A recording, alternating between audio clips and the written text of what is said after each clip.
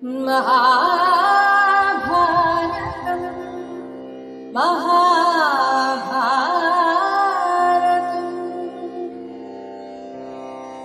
यदा यदा हि धर्मस्य ग्लानिर्भवति भारत अभ्युत्थानमधर्मस्य तदात्मानं सृजाम्यहम् परित्राणाय साधूनां विनाशाय च दुष्कृतां धर्मसंस्थापनार्थाय സംഭവാമി യുഗേ യുഗേ. അങ്ങനെ ഏതാനും ദിവസങ്ങൾക്ക് ശേഷം എല്ലാവരും കാമ്യക വനത്തിൽ തിരിച്ചെത്തി. ഇങ്ങനെ തിരിച്ചെത്തിയ പാണ്ഡവന്മാരെ കാണാൻ വീണ്ടും പഴയതുപോലെ ബ്രാഹ്മണന്മാരും സന്യാസിമാരും ഒക്കെ എത്തിത്തുടങ്ങി.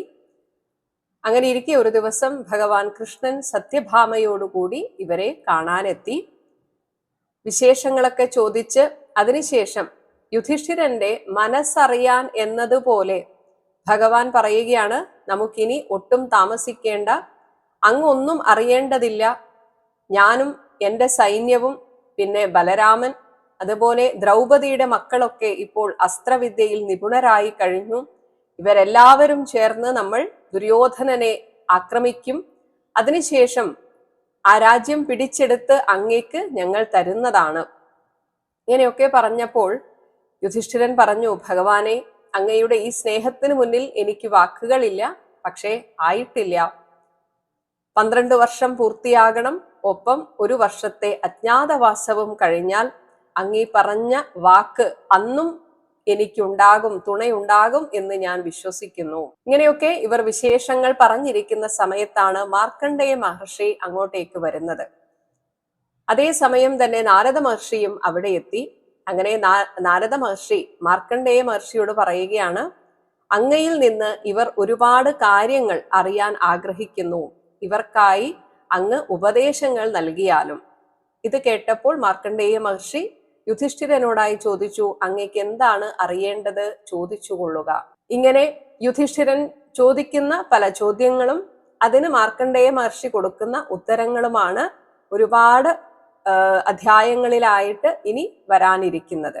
യുധിഷ്ഠിരന്റെ ഒരു ചോദ്യം ഇതായിരുന്നു, ശുഭമോ അശുഭമോ ആയ കർമ്മം ചെയ്യുന്ന പുരുഷന് അതിന്റെ ഫലം എങ്ങനെ ഏൽക്കുന്നു? എങ്ങനെയാണ് ദൈവം, അതായത് പ്രകൃതി, അതിന്റെ ഫലം നൽകുന്നത്? ഇങ്ങനെയൊക്കെയുള്ള ചോദ്യങ്ങൾക്ക് ഒരുപാട് വിശദീകരിച്ച ഉത്തരമാണ് മാർക്കണ്ഡേയ മഹർഷി കൊടുക്കുന്നത്. അതിൽ ആദ്യമായി പറഞ്ഞു, പണ്ട് ഈ ലോകം സൃഷ്ടിച്ചു തുടങ്ങിയ ആ കാലത്ത് മനുഷ്യർ ഇങ്ങനെയേ അല്ലായിരുന്നു. എല്ലാ മനുഷ്യരും ദേവന്മാർക്കൊപ്പം ആകാശത്തും സഞ്ചരിക്കുവാൻ കഴിവുള്ളവരായിരുന്നു. മനുഷ്യർ സ്വച്ഛന്ദചാരികളും രോഗമില്ലാത്തവരും അല്ലലില്ലാത്തവരും നിരുപദ്രവികളും എല്ലാവരെയും, വാനവന്മാരെയും ദേവന്മാരെയും ഋഷിമാരെയും ഒക്കെ നേരിട്ട് കാണാൻ കഴിയുന്നവരും ആയിരുന്നു കൃതയുഗത്തിലെ മനുഷ്യർ. അവരൊക്കെ 1000 വർഷം ജീവിക്കുന്നവരും 1000 മക്കളുള്ളവരും ആയിരുന്നു. എന്നാൽ കാലാന്തരത്തിൽ അവരുടെ സ്വച്ഛന്ദചാരിത്വം ഇല്ലാതായി. പിന്നീട് അവർ ഭൂമിയിൽ മാത്രം ജീവിക്കുന്നവരായി. എന്തുകൊണ്ട് ഇങ്ങനെ ഒരു അധപ്പതനം സംഭവിച്ചു? അവർക്കിടയിൽ കാമക്രോധാദികൾ വളർന്നു തുടങ്ങി. അവർ ചതി കൊണ്ടും വ്യാജം കൊണ്ടും ഉപജീവിക്കുന്നവരായി. ലോഭമോഹങ്ങൾ മനസ്സിൽ കരുതി നടക്കുന്നവരായി. ദേഹങ്ങളിൽ സക്തരായി. ഇങ്ങനെ അശുഭം ചെയ്യുകയാൽ പിന്നീട് അവർ പ്രാണിവർഗത്തിൽ പ്രാപിച്ച് തിര്യഗ്യോനികളിൽ പ്രാപിച്ച് വീണ്ടും വീണ്ടും പാപികളായി തീർന്നു. മരിച്ചവന് താൻ ജീവിക്കുന്ന കാലത്ത് ചെയ്ത കർമ്മം കൊണ്ട് ഗതി ഉണ്ടാകുന്നു. ആയുസ് നീണ്ടുപോകുമ്പോൾ ക്ഷീണിച്ചു പോകുന്ന സ്ഥൂല ശരീരം വിടുന്നവൻ 2 ജന്മം ചേർന്നാണ് നിൽക്കുന്നത്. അയാൾ ഭൂമിയിൽ ചെയ്ത കർമ്മങ്ങളൊക്കെ അയാളുടെ നിഴൽ പോലെ എപ്പോഴും ഒപ്പമുണ്ടാകും. അതുകൊണ്ടാണ് പിന്നീട് ഒരു ജന്മത്തിൽ വന്ന് ഈ ബാക്കി വെച്ച അല്ലെങ്കിൽ ചെയ്ത കർമ്മത്തിന്റെ ഫലങ്ങളൊക്കെ അനുഭവിക്കണം എന്ന് പറയുന്നത്. അതേസമയം നമ്മൾ ചില ആളുകളുടെ ജീവിതത്തെ കുറിച്ച് ആലോചിച്ച് വല്ലാതെ അസൂയപ്പെടാറുണ്ട്. അതായത് അവർക്കൊന്നും ജീവിതത്തിൽ ഒരു പ്രശ്നവും ഇല്ലല്ലോ എന്നൊക്കെ ചിന്തിക്കാറുണ്ട്. അപ്പോൾ ഇവിടെ പറയുകയാണ്, വളരെ സമ്പത്ത് നേടി, എന്നാൽ ആ സമ്പത്തൊക്കെ തനിക്കും തൻ്റെ കുടുംബത്തിനും വേണ്ടി മാത്രം ചെലവാക്കി ദേഹമൊക്കെ അലങ്കരിച്ച് സുഖത്തെ നോക്കി എപ്പോഴും രമിക്കുന്നതായാൽ അവർ ഈ ലോകത്ത് നന്നായി ജീവിക്കുന്നു എന്ന് ചിന്തിക്കാം. പക്ഷേ അവർക്ക് പരലോകത്ത് അധോഗതിയാണ്.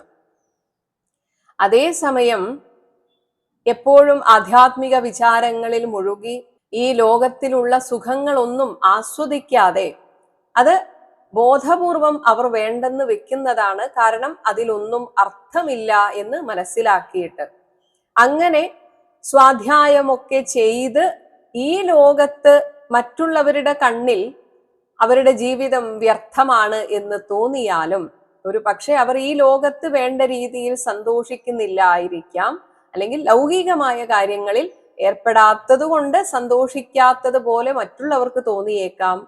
പക്ഷേ അവർക്ക് പരലോകത്ത് അത്രയും ശ്രേഷ്ഠമായ ഗതി ലഭിക്കുന്നു. അതേസമയം സമ്പത്തുണ്ട്, അതുപോലെ തന്നെ ദാനധർമാദികൾ ചെയ്ത് പുണ്യപ്രവൃത്തികൾ മാത്രം ചെയ്യുന്നു, അതിൻ്റെ കൂടെ തന്നെ ആധ്യാത്മിക കാര്യങ്ങളിൽ താല്പര്യം പ്രകടിപ്പിച്ചുകൊണ്ട് അതിൻ്റെ സാധന ചെയ്യുന്നു. ഇങ്ങനെ ഇഹലോകത്തും അവർ നന്നായി ജീവിക്കുന്നു. അതേസമയം ദാനധർമാദികൾ ചെയ്യുന്നത് കൊണ്ട് അവർക്ക് പരലോകത്തും സുഖമായ ഗതി ലഭിക്കുന്നു. ഇങ്ങനെയുള്ള ഗൃഹസ്ഥരാണ് ഇഹലോകത്തും പരലോകത്തും സുഖമായി ജീവിക്കുന്നവർ. അതേസമയം വിദ്യ, തപം, ദാനം ഇവയൊന്നും കൂടാതെ വിമൂഢരായി ജീവിച്ച് സന്തതിയെയും നേടാതെ സുഖഭോഗങ്ങളിൽ ഒന്നും പെടാതെ, അല്ലെങ്കിൽ അവർക്ക് അതിനുള്ള വഴിയില്ലാത്തത് കൊണ്ടാകാം ഇങ്ങനെയൊക്കെ ജീവിക്കുന്നവർക്ക് ഇവിടെയും ഒരു ഗതിയില്ല, പരലോകത്തും ഗതിയില്ല. പിന്നീട് ബ്രാഹ്മണ മാഹാത്മ്യം, മത്സ്യാവതാര കഥ പോലെ മാർക്കണ്ഡേയ മഹർഷിയുടെ ജീവിതത്തിൽ സംഭവിച്ച ആ പ്രളയ ദർശനവും പിന്നീട് ആലിലയിൽ കണ്ട ഭഗവാൻ നാരായണനെ കുറിച്ചുള്ള വർണ്ണനകളും ഏറ്റവും അവസാനം മാർക്കണ്ഡേയ മഹർഷി പറയുന്നു, യുധിഷ്ഠിര, അന്ന് ഞാൻ കണ്ട അതേ രൂപമാണ് ഇതാ ഇന്ന് നിങ്ങൾക്ക് എന്ത് കാര്യത്തിനും കൂടെ നിൽക്കുന്ന ഭഗവാൻ കൃഷ്ണനായിട്ടിരിക്കുന്നത് എന്നൊക്കെ പറഞ്ഞ് അവസാനം യുഗങ്ങളെ കുറിച്ച് പറഞ്ഞിട്ട് കലിയുഗത്തിൽ വരാനിരിക്കുന്ന കാര്യങ്ങളെ കുറിച്ച് ഇന്ന് നമ്മൾ അനുഭവിച്ചു കൊണ്ടിരിക്കുന്ന എല്ലാ കാര്യങ്ങളും അന്നേ പറഞ്ഞു വെച്ചിട്ടുണ്ട്. പിന്നീട് പറയുകയാണ്, പൂയം നക്ഷത്രത്തോടുകൂടി ചന്ദ്രനും സൂര്യനും വ്യാഴവും ഒരു രാശിയിൽ, അതായത് കർക്കിടം രാശിയിൽ ഒത്തുചേരുന്ന കാലം കൃതയുഗം വരും. അപ്പോൾ മേഘം കാലങ്ങളിൽ മാത്രം വർഷിക്കും. അതായത് ഇപ്പോൾ തോന്നുമ്പോഴാണ് മഴ, എന്നാൽ കൃതയുഗം വന്നാൽ അതാത് കാലത്ത് മാത്രമേ മേഘം വർഷിക്കുകയുള്ളൂ. നക്ഷത്രങ്ങൾ ശുഭങ്ങളായി ഭവിക്കുകയും ചെയ്യും. കൽക്കി അഥവാ വിഷ്ണു യശസ് എന്ന് പേരായ വിപ്രൻ ഈ കാലത്തിന്റെ അനുജ്ഞ കാരണം മഹാവീരനായി മഹാബുദ്ധി പരാക്രമനായി ജനിക്കും. പുണ്യമായ ബ്രാഹ്മണ കുലത്തിൽ സംഭാല എന്നും കേട്ടിട്ടുണ്ട്, സംഭല ഗ്രാമത്തിലാണ് ജനിക്കുക. അവന് ആയുധങ്ങളും വാഹനങ്ങളും സങ്കല്പം കൊണ്ട് ഉണ്ടാകും. ശസ്ത്രങ്ങളും കവചങ്ങളും വന്നുകൂടും. ധർമ്മവിജയിയും രാജാവും ചക്രവർത്തിയുമായി അവൻ ഈ മിശ്രമായ ലോകം, അതായത് കലിയുഗത്തിന്റെ അവസാനമായി കൃതയുഗത്തിന്റെ ഒരു തുടക്കം, ഇങ്ങനെയുള്ള ഈ ലോകത്തെ വീണ്ടും തെളിയിക്കുന്നതാണ്. ഉത്സാഹിയും ദീപ്തനും മഹാശയനുമായ അവൻ യുഗപരിവർത്തകനാണ്. എല്ലാ ദിക്കിലും ചെന്നുകൂടിയ ക്ഷുദ്രമ്ലേച്ഛക്കൂട്ടത്തെ അവൻ ബ്രാഹ്മണരോടുകൂടെ ചെന്ന് എല്ലാറ്റിനെയും സംഹരിക്കുന്നതാണ്. പിന്നെ പതുക്കെ അധർമ്മം കെട്ടടങ്ങി ധർമ്മം വർദ്ധിച്ചു വന്ന് കൃതയുഗത്തിൽ ജനങ്ങളൊക്കെ വീണ്ടും ധർമ്മമുള്ളവരായി ക്രിയയുള്ളവരായി തീരുന്നു. പിന്നെ വീണ്ടും ഈ പ്രപഞ്ചത്തിന്റെ താളം സാധാരണ ഗതിയിലേക്ക് വരുന്നു. പിന്നീട് യുധിഷ്ഠിരൻ ചോദിക്കുന്നു, പ്രജാരക്ഷയിൽ ഞാൻ എങ്ങനെ നിൽക്കണം? എന്റെ ധർമ്മം എങ്ങനെ? ഞാൻ എങ്ങനെ നിന്നാലാണ് ധർമ്മച്യുതി ബാധിക്കാതിരിക്കുക? അപ്പോൾ മാർക്കണ്ഡേയ മഹർഷി പറഞ്ഞു, എല്ലാറ്റിലും കനിവുള്ളവനാകണം, ഹിതം ചെയ്യുക, കൂറുള്ളവനാവുക, ആരോടും ഈർഷ്യയില്ലാതിരിക്കുക, സത്യം മാത്രം പറയുക, മൃദുവായി പെരുമാറുക, ക്ഷമാവാനാവുക, ധർമ്മം അനുഷ്ഠിക്കുക, അധർമ്മം ഉപേക്ഷിക്കുക, പിതൃക്കളെയും ദേവതകളെയും അർച്ചിക്കുക. ഈ പറഞ്ഞതിൽ നിന്ന് നീ തെറ്റിപ്പോയാൽ ദാനം കൊണ്ട് അത് നീക്കുക. ഇങ്ങനെ ലോകമൊക്കെ ജയിച്ച് സന്തോഷിച്ച് സുഖമായിട്ടിരിക്കുക. പിന്നീട് ദാനത്തിന്റെ മഹാത്മ്യം പറയുന്ന വേളയിലാണ് പ്രശസ്തമായ ശിബി രാജാവിന്റെ ചരിത്രം പറയുന്നത്. ഒരു പ്രാവിന്റെ തൂക്കത്തോളം തന്റെ തുടയിൽ നിന്ന് മാംസം എടുത്തുകൊടുത്ത ശിബി രാജാവിന്റെ ചരിത്രം എല്ലാവർക്കും പരിചിതമായ കഥയാണ്. ആ കഥ വളരെ വിസ്തരിച്ച് ഇവിടെ പറയുന്നുണ്ട്. ഇങ്ങനെ ഓരോരോ ചോദ്യങ്ങൾ ചോദിക്കുന്നു. പിന്നീട് യുധിഷ്ഠിരൻ ചോദിക്കുന്നത്, ഹേ മഹർഷേ, യമലോകത്തിലുള്ള മാർഗം എങ്ങനെയാണ്? മനുഷ്യന് പോകാൻ എത്രത്തോളം വിഷമമുണ്ട്? എത്ര വിസ്താരമുള്ളതാണ്? ഇങ്ങനെയൊക്കെ ചോദിച്ചപ്പോൾ മാർക്കണ്ഡേയ മഹർഷി പറഞ്ഞു, മർത്യർക്ക് പോകേണ്ട മാർഗം യമലോകത്തേക്ക് 80,000 യോജനയാണ്. അതാണ് മനുഷ്യലോകവുമായിട്ടുള്ള അന്തരം. ആ മാർഗം ആകാശവും വെള്ളവും ഇല്ലാത്തതും ഉഗ്രമായ കാടുപോലെയും ഉള്ളതാണ്. അതിൽ മരങ്ങളുടെ നിഴൽ പോലുമില്ല, കുടിയിടങ്ങളില്ല. യമദൂതന്മാർ യമകൽപ്പനയാൽ ബലമായി പിടിച്ചുകൊണ്ടുപോകുന്ന മനുഷ്യർക്ക് മാർഗക്ലേശം തീർക്കുവാൻ യാതൊരു ആശ്രയവും ഇല്ല. സ്ത്രീകളെയും പുരുഷന്മാരെയും എല്ലാം ഈ വഴിക്ക് തന്നെയാണ് കൊണ്ടുപോവുക.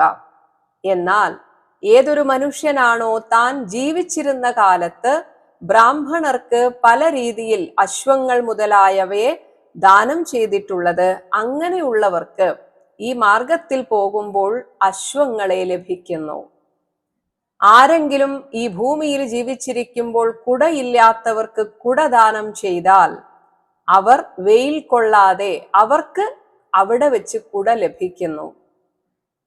അന്നം ദാനം ചെയ്തവർക്ക് അവിടെ വെച്ച് ഒരു തൃപ്തി ലഭിക്കുന്നു. അതായത് അവർ പിന്നെ വിശപ്പും ദാഹവും അറിയുകയില്ല. എന്നാൽ അന്നം ദാനം ചെയ്യാത്തവൻ അതൃപ്തനായിട്ട് പോകും, വിശപ്പും ദാഹവും സഹിച്ചു പോകേണ്ടി വരും. ഇനി ഭൂമിയിലിരിക്കുമ്പോൾ വസ്ത്രം ദാനം ചെയ്തവൻ വസ്ത്രം ഉടുത്തു പോകും, വസ്ത്രം ദാനം ചെയ്യാത്തവൻ വസ്ത്രം ഇല്ലാതെ പോകും. സ്വർണം ദാനം ചെയ്തവൻ സ്വർണാഭരണങ്ങൾ ധരിച്ചു പോകും, ഭൂമി ദാനം ചെയ്തവർ എല്ലാ കാമസുഖങ്ങളോടുകൂടിയും പോകും. ഗൃഹം ദാനം ചെയ്തവർ സുഖമായി വിമാനത്തിൽ കയറിപ്പോകും.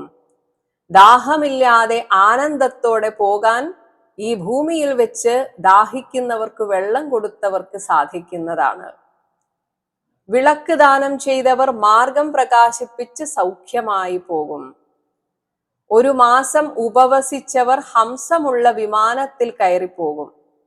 ഇങ്ങനെ ഓരോരോ രീതിയിലുള്ള വിശേഷങ്ങൾ പറഞ്ഞു കൊടുക്കുന്നു. അതുകൊണ്ട് യുധിഷ്ഠിര, ഭവാൻ വഴി നടന്ന് തളർന്നു വരുന്നവനും വിശക്കുന്നവനും കാലിൽ പൊടി പുരണ്ടവനും ചോറിനു വേണ്ടി ആശിച്ച് വീട്ടിലെത്തുന്നവനുമായ ആളുകളെ, ഇവിടെ ബ്രാഹ്മണനെ എന്ന് പറയുന്നു, പക്ഷെ എല്ലാവരെയും സ്വീകരിച്ച് ആദരിച്ച് പൂജിക്കുക. കാരണം അവരുടെ കൂടെ ഇന്ദ്രാദി സുരന്മാരൊക്കെയുണ്ട്. പ്രത്യേകിച്ച് ഭഗവാനെ അറിഞ്ഞ ബ്രാഹ്മണർക്ക് അവനെ പൂജിച്ച് ആഹാരം നൽകിയാൽ എല്ലാ ദേവന്മാരും പ്രീതരാകും. പൂജിക്കുന്നില്ലെങ്കിൽ എല്ലാ ദേവന്മാരും നിരാശരും ആകും. അതുകൊണ്ട് അല്ലയോ രാജാവേ, അത്തരക്കാരെ പൂജിക്കുക. ഒരുപാട് ഉപാഖ്യാനങ്ങൾ ഇതിനിടയിൽ വരുന്നുണ്ട്. ഇതിൽ വളരെ പ്രാധാന്യമുള്ളത് മാത്രമാണ് ഞാൻ ഇവിടെ എടുത്തു പറയുന്നത്. ഇനി യുധിഷ്ഠിരൻ ചോദിക്കുന്നത് പതിവ്രതകളെ കുറിച്ചാണ്. ഭഗവാനെ, സ്ത്രീകളുടെ മാഹാത്മ്യം വളരെ ഉത്തമമായിട്ടുള്ളതാണല്ലോ. സൂക്ഷ്മവും ധർമ്മ്യവുമായ ആ മാഹാത്മ്യം ഭവാനിൽ നിന്ന് അറിയുവാൻ ഞങ്ങൾ ആഗ്രഹിക്കുന്നു. പതിവ്രതാ സേവ ഏറ്റവും ദുസ്സാധ്യമാണെന്നാണ് എൻ്റെ അഭിപ്രായം. ഇന്ദ്രിയങ്ങൾ തടഞ്ഞ് ഉള്ളടക്കി പതിയെ ദൈവമാണെന്ന് വിചാരിച്ച് പതിവ്രതമാർ നിൽക്കുന്നു. അതേസമയം മാതാപിതാക്കളുടെ ശുശ്രൂഷയും സ്ത്രീകൾക്ക് ഭർതൃശുശ്രൂഷയും ദുഷ്കരമാണെന്ന് എനിക്ക് തോന്നുന്നു. എന്നാൽ സ്ത്രീധർമ്മത്തെക്കാൾ ദുഷ്കരമായ മറ്റൊന്നും ഞാൻ കാണുന്നില്ല.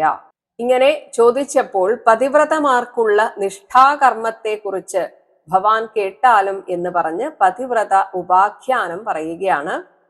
ഒരിക്കൽ ഒരു ബ്രാഹ്മണ ശ്രേഷ്ഠൻ വേദം ചൊല്ലി ഒരു വൃക്ഷച്ചുവട്ടിൽ ഇരിക്കുകയായിരുന്നു. അദ്ദേഹം വേദ അധ്യായിയും തപോനിധിയും ധർമ്മശീലനും ആയിരുന്നു. കൗശികൻ എന്നാണ് അദ്ദേഹത്തിന്റെ പേര്. ആ ദ്വിജോത്തമൻ ഇങ്ങനെ വേദം ചൊല്ലിയിരിക്കുന്ന സമയത്ത് ഒരു വെള്ളിയിൽ പക്ഷി മരത്തിന്റെ മുകളിൽ അദ്ദേഹത്തിന്റെ തലക്കു മുകളിൽ ഇരുന്ന് ബ്രാഹ്മണന്റെ ശിരസിൽ കാഷ്ടമിട്ടു. ഉടനെ ബ്രാഹ്മണൻ മേൽപോട്ടു നോക്കിയപ്പോൾ ആ പക്ഷിയെ കണ്ടു. ബ്രാഹ്മണൻ കോപിച്ച് മനസ്സുകൊണ്ട് ധ്യാനിച്ച് അതിനെ ഉഗ്രമായി ഒന്ന് നോക്കി. വിപ്രന്റെ ശാപദൃഷ്ടി തട്ടി അത് നിലവിളിച്ചു, ഭൂമിയിൽ വീണു. അത് അവിടെ കിടന്ന് പിടഞ്ഞ് ചത്തു. പക്ഷി ബ്രാഹ്മണന്റെ ശാപമേറ്റ് ചത്തത് കണ്ടപ്പോൾ അദ്ദേഹം അനുശോചിച്ചു. അയാൾ ചിന്തിച്ചു, ഞാൻ എന്തൊരു ദുഷ്കർമ്മമാണ് ചെയ്തത്. ഇങ്ങനെ വ്യസനിച്ചുകൊണ്ട് പലതും പറഞ്ഞ് ഭിക്ഷയ്ക്ക് ഒരു ഗ്രാമത്തിൽ ചെന്നു. അവിടെ ഒരു വീട്ടിൽ ചെന്ന് കയറി ഭിക്ഷ തന്നാലും എന്ന് ആ ആൾ പറഞ്ഞപ്പോൾ, നിൽക്കൂ തരാം എന്ന് ഒരു സ്ത്രീ അദ്ദേഹത്തോട് പറഞ്ഞു. അപ്പോൾ ആ സ്ത്രീ പറഞ്ഞു, ഞാൻ ഈ പാത്രങ്ങൾ ഒന്ന് തേച്ച് കഴുകട്ടെ. അങ്ങനെ ആ ബ്രാഹ്മണൻ അവിടെ കാത്തു നിന്നു. അതിനിടയിൽ വിശന്ന് തളർന്ന് അവളുടെ ഭർത്താവ് കയറി വന്നു. തന്റെ ഭർത്താവിനെ കണ്ട മാത്രയിൽ താൻ ചെയ്തുകൊണ്ടിരുന്ന പണിയൊക്കെ നിർത്തിവെച്ച് ആ ബ്രാഹ്മണനെയും വിട്ട് ഭർത്താവിന് പാദ്യം ആചമനീയം, അതായത് കാൽ കഴുകാനുള്ള വെള്ളം, കൈ കഴുകാനുള്ള വെള്ളം ഇതൊക്കെ അങ്ങനെ ആ സുന്ദരി താൻ ഭർത്താവിനു വേണ്ടി ഉണ്ടാക്കിയ ഭക്ഷണമൊക്കെ മുന്നിൽ കൊണ്ടുവച്ച് വേണ്ട വിധം ഊട്ടിയതിനു ശേഷം ആ ഉച്ഛിഷ്ടം ഭുജിച്ചു. ഇങ്ങനെ ഭർത്തൃ ശുശ്രൂഷ ചെയ്യുന്നതിനിടയിലും അവൾ ഓർക്കുന്നുണ്ട്, അവിടെ ഒരു ബ്രാഹ്മണൻ വന്ന് നിൽപ്പുണ്ടായിരുന്നു എന്ന് അവൾ ഓർക്കുന്നുണ്ടായിരുന്നു. ഭർത്താവ് ഒരിടത്ത് വിശ്രമിക്കുകയാണ് എന്ന് കണ്ടപ്പോൾ അവൾ ഈ ബ്രാഹ്മണനുള്ള ഭിക്ഷയുമായി പുറത്തേക്ക് വന്നു. അപ്പോൾ ബ്രാഹ്മണൻ ചോദിക്കുകയാണ്, എന്നെ ഇത്രയധികം സമയം വിട്ടയക്കാതെ താമസിച്ചത് എന്തുകൊണ്ടാണ്? അവന്റെ ക്രോധം കണ്ട് അവൾ ബ്രാഹ്മണനെ സാന്ത്വനിപ്പിച്ചു. എന്നിട്ട് അവൾ പറഞ്ഞു, ക്ഷമിക്കണേ, എന്റെ ഭർത്താവ് എന്റെ പരദൈവമാണ്. വിശന്നു വലഞ്ഞു വന്ന അവനെ ശുശ്രൂഷിച്ചു വൈകിപ്പോയതിൽ ഭവാൻ ക്ഷമിക്കണം എന്ന് അപേക്ഷിക്കുന്നു. അപ്പോൾ ബ്രാഹ്മണൻ പറഞ്ഞു, നീ എന്തു പറഞ്ഞു? ഞങ്ങൾ ബ്രാഹ്മണരെക്കാളും മേലെയാണ് നിന്റെ ഭർത്താവെന്നോ? ഗൃഹസ്ഥാശ്രമിയായ നീ വിപ്രന്മാരെ നിന്ദിക്കുകയാണ്. ഇന്ദ്രൻ പോലും ബ്രാഹ്മണരെ കുമ്പിടുന്നു. പിന്നെ മനുഷ്യരുടെ കഥ എന്താണ്? നീ അഹങ്കാരിയാണ്, അജ്ഞയാണ്. ഞങ്ങൾ അഗ്നിയെ പോലെയാണ്. ഞങ്ങൾ ഒന്ന് വിചാരിച്ചാൽ ഈ ഭൂമി ചുട്ട് കത്തുന്നതാണ്. അപ്പോൾ ആ സ്ത്രീ പറയും, നീ ക്രുദ്ധിച്ചാൽ എരിഞ്ഞു പോകാൻ ഞാൻ ആ വെള്ളിയിൽ പക്ഷിയല്ല. അങ്ങ് കോപിക്കാതിരിക്കൂ. ഈ ക്രുദ്ധ നോട്ടം കൊണ്ട് എന്നിൽ അങ്ങേക്ക് എന്ത് ചെയ്യാൻ സാധിക്കും? ധീരവിപ്രന്മാരെ ഞാൻ നിന്ദിക്കുകയില്ല. വിപ്രന്മാരുടെ തേജസ്സും മഹാഭാഗത്വവും ഞാൻ അറിയുന്നുണ്ട്. എന്നാൽ ഒന്ന് കേട്ടുകൊള്ളുക, പതിശുശ്രൂഷയുടെ ഫലത്തെ അങ്ങ് കണ്ടാലും അങ്ങ് ആ വലാകപക്ഷിയെ രോഷത്താൽ ചുട്ടു എന്ന് ഞാൻ അറിഞ്ഞു. ഇവിടെ ഇരിക്കുന്ന ഈ സ്ത്രീ കാട്ടിൽ വെച്ച് നടന്ന സംഭവമാണ് ഈ ബ്രാഹ്മണനോട് പറയുന്നത്. അപ്പോൾ ആ ബ്രാഹ്മണൻ ആകെ ഞെട്ടിപ്പോയി. എന്നിട്ട് പറഞ്ഞു, മർത്യന് ശത്രു അവന്റെ ഉള്ളിലെ കോപമാണ്. അങ്ങ് ബ്രാഹ്മണനാണെന്നൊക്കെ വീമ്പ് പറയുന്നു. പക്ഷേ ആരാണ് ബ്രാഹ്മണൻ? ക്രോധലോഭങ്ങൾ വിട്ടവനാണ് ദേവസമ്മതനായ ബ്രാഹ്മണൻ. സത്യങ്ങൾ ചെയ്യുന്നവനും ഹിംസിച്ചാലും ഹിംസിക്കാത്തവനുമാണ് ബ്രാഹ്മണൻ. വേദം പഠിപ്പിക്കുന്നവനും യഥാശക്തി കൊടുക്കുന്നവനുമായ ബ്രാഹ്മണനാണ് ദേവസമ്മതൻ. എന്നാൽ ഞാൻ പറയട്ടെ, അങ്ങ് ഈ കൂട്ടത്തിൽപ്പെടുന്ന ബ്രാഹ്മണനല്ല. അങ്ങ് ധർമ്മതത്വം അറിയുന്നവനല്ല. വിപ്രനായിട്ട് ഈ പരമമായ ധർമ്മം അറിയുന്നില്ല എങ്കിൽ അങ്ങ് മിഥിലയിൽ ചെന്ന് ധർമ്മവ്യാധനോട് ചോദിക്കുക. ആ ധർമ്മവ്യാധൻ അങ്ങയെ ഉപദേശിച്ചു തരും. ആ വ്യാധൻ മിഥിലയിൽ വസിക്കുന്നവനാണ്. ഭവാൻ അങ്ങോട്ട് ചെല്ലുക. ഇത് കേട്ടപ്പോൾ ആ ബ്രാഹ്മണൻ പറഞ്ഞു, എന്നോട് ക്ഷമിക്കണം, നിനക്ക് നന്മ വരട്ടെ. എന്റെ കോപം തീർന്നിരിക്കുന്നു. നീ പറഞ്ഞതായിട്ടുള്ള ഈ കാര്യങ്ങൾ എന്റെ ശ്രേയസ്സിനാണെന്ന് എനിക്ക് ബോധ്യമായി. നിനക്ക് ശുഭം ഭവിക്കട്ടെ. ഞാൻ യാത്രയാകുന്നു, നിനക്ക് ശുഭം ഭവിക്കട്ടെ എന്ന് പറഞ്ഞ് അവളുടെ അടുത്ത് നിന്ന് ആ കൗശിക ബ്രാഹ്മണൻ യാത്ര ചോദിച്ചിട്ട് ധർമ്മവ്യാധനെ തിരക്കി മിഥിലയിലേക്ക് നടന്നു. മഹാ